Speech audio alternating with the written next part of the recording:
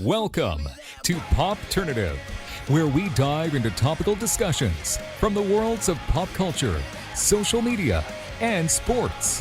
Here is your host, Peter Remoliotis, aka PD Beats. PD Beats here from Popternative, speaking to Maddie Evans about House of the Dragon on HBO. Welcome to the show. Thanks so much for being here. Thank you for having me. It's great to meet you. It's great to meet you. This is exciting. We're going to get into House of the Dragon, but specifically acting, storytelling. When did you decide that was something you were interested in doing? I think from a really young age, I was just obsessed with storytelling, and I was just mesmerized with it, with the characters, and the stories. It was just indescribable, my favorite thing as a child would always be, taking a trip to the cinema. It was just something. It was a comfort, it was something that I kind of leant on as, if I wanted to watch something, I do that. It was like a safety blanket. And then I met my mentor, an acting coach, Dominique Moore, who runs a studio for young actors in East London called DMA London, lots of Londons. And we started working together, and we just connected. Like, she just always pushes me out of my comfort zone, and we started working, and things just like slowly they started to fall into place, and I think as storytellers, we have so much impact and we have so much power on other humans, which is sometimes a lot of pressure, obviously, but it's amazing. It's amazing, and it makes me kind of feel like me, and whole. It's also one of those things too, where like at a young age, myself too, like I'll watch a movie or like a TV show, and I'm like, I want to do this. Like, this is what I want to do, right? Yeah. Yeah, it's crazy because it's like you feel kind of so separate to it, because it's like you watch something and it's like, how? And I was like, how? My imagination was like, how? It's so crazy. Now, well, you kind of gave us kind of the origin story of how Maddie Evans got into storytelling. Now we're kind of getting into, more present time. You're on one of the biggest shows on the planet. What is the audition process like for you, or even just more simple, like how did you get involved with House of the Dragon on HBO specifically? Like, I need to know this. I will let you know. Okay, so basically, I originally auditioned for a different character, right? Okay. That happens a lot, actually. Yeah. A lot. I think, because originally for Dyana, they were only looking at actors 16 plus, and at that time it wasn't. So I think it just happened to be that the other character I kind of suited the brief more. So I sent in a tape to Kate Rose James, who's the casting director, and her team, who are amazing. And then I think it was like, I'm gonna say 2 weeks later, they got in contact and asked if I could tape for Dyana. And it was a really, really quick turnaround. I got it really late on a Thursday evening and then taped it at 9 a.m. on Friday. So it was not even 24 hours. I was like, go, go, go. I need to do this, like, go, And I think for me, I was just so grateful, because Diana's storyline is so important to me, and I was like, I need to be telling the story. How can I tell this story of this young girl who has had her complete power and control taken away from her? She has no voice. Yep.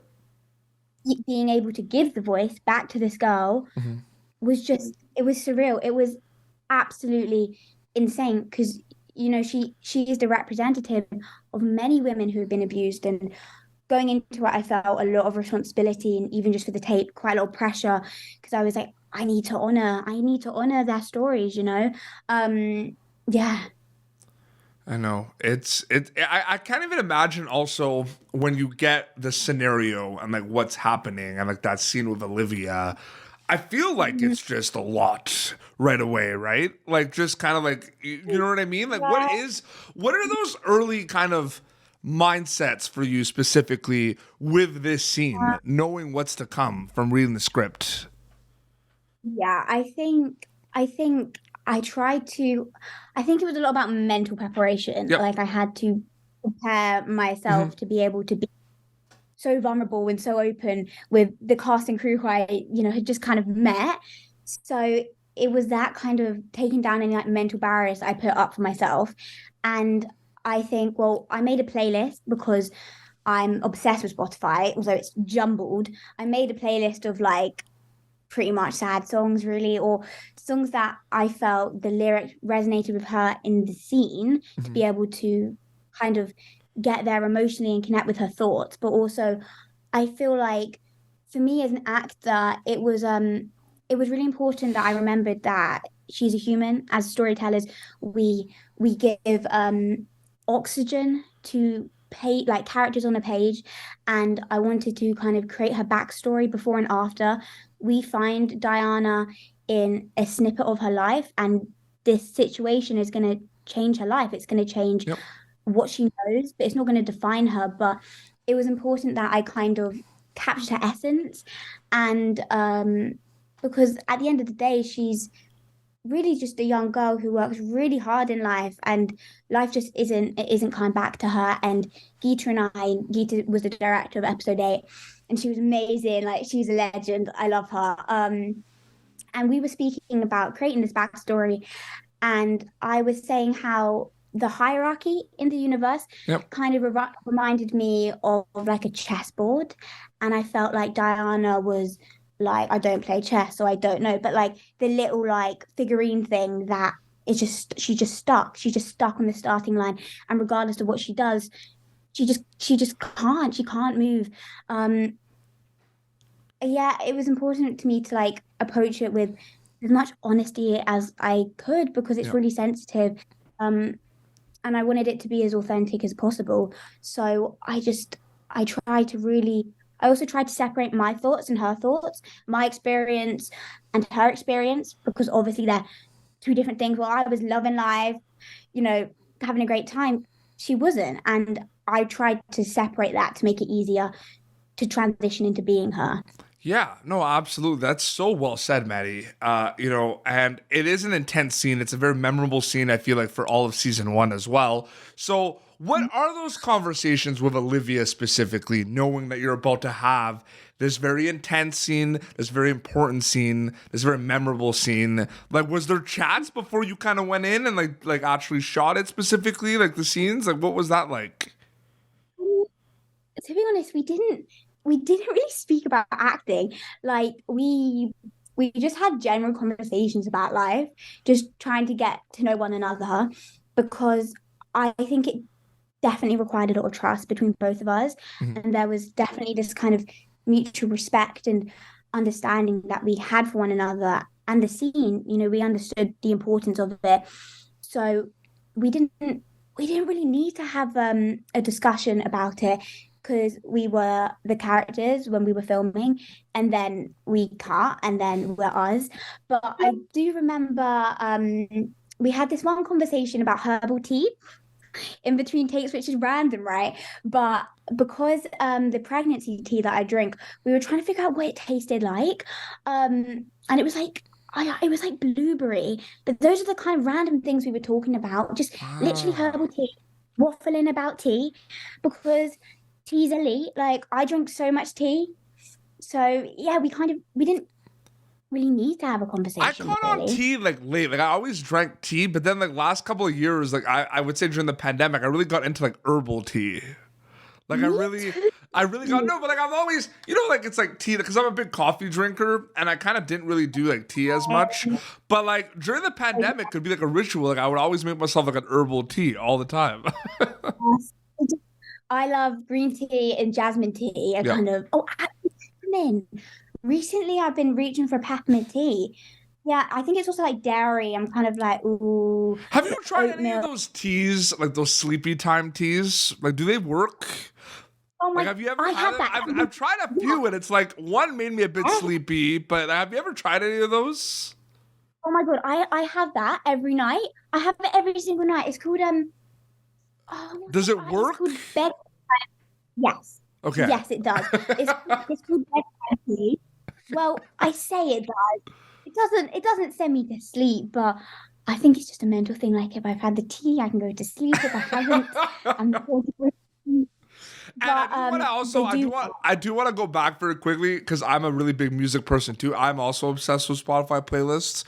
I have a lot of Spotify playlists. I have this playlist because you're based in the UK. I have this playlist that is like just UK artists that I listen to. Really? Yes, but Well, it's like random though. It's random. Like it's the combination of like it's like the darkness and then like Bring Me the Horizon and like, you know, One Direction and like Oh, I love the Bundy. I was it's listening just no, to but it's like a random, but it's like a UK. It's so good. yeah. So there's so much music out there, and you know Spotify does. You know it's November. Spotify does the Spotify Wrapped every year to see like what you've listened to the most every year. Yes. Oh, honestly, I don't know what I do without Spotify. Sometimes I forget my AirPods, like when I'm going on the train, like headphones, and I'm literally there twiddling my thumbs because I'm like, Spotify is what I do. I know I need Spotify. it's crazy, and I do want to ask. I mean, you're part of you know one of the biggest shows that came out this year, hands down. But you're part of the Game of Thrones universe. So what is that like being part of the Game of Thrones universe? Like it's pretty crazy. Yeah, it's that. It's mad.